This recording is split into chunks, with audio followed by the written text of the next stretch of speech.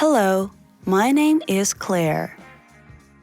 You won't find a story like mine anywhere online. It sounds like one of those made-up articles about famous people straight from some cheap magazine.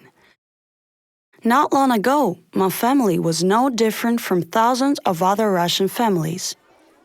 I went to school, my mom was a housewife, and my dad focused on his career. My dad was my role model. He had a uniform, confidence in his stride, and a loud voice. He was a true commander while on duty and a really fun guy while at home. Our holidays were always special. We used to invite guests to our costume parties so the grown-ups had as much fun as the children. I did feel a little ashamed though.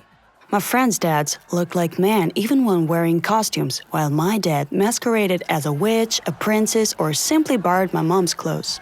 Still, everyone was laughing, especially my father, so I decided that everything was normal. My parents were happy, and that was all that mattered. When I turned 14, I started noticing that my mom was crying a lot. I also realized that Dad's work trips became longer. Of course, I didn't understand what was happening back then, but being around them was almost impossible. The news of their divorce shocked me. Surprises didn't end there, though. Imagine growing up in a normal family, having awesome parents, and then being told that your father is gone, and now you actually have two mothers.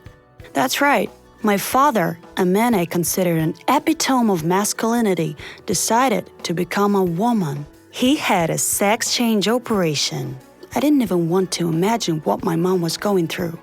As for me, everything came tumbling down.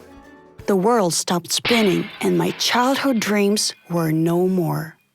At least that's the description that comes to mind when I try to remember it. It was both easier and harder for me to understand back then. Recently, I turned 15. It's been over a year since I last saw the person I once called my father. During the first few months, I simply refused to acknowledge him as a close relative. Me and my mother moved to a different part of town, bought a new apartment, and tried to live on our own. I've told my new friends that my father was dead. Eventually, it got easier. I started accepting his calls and talking to him. He told me he always felt uncomfortable in a man's body and that no one was to blame for what happened. He explained that it was like living someone else's life, a life he wasn't comfortable with. Finally, I understood him. I started imagining what it was like for him, living a life that was not his own, in a body he didn't like, doing things he didn't enjoy doing. It wasn't something I would wish upon anyone. Today, he's happy. He left the army and has a new life, a new job, and a new family. There is no doubt that he still loves me.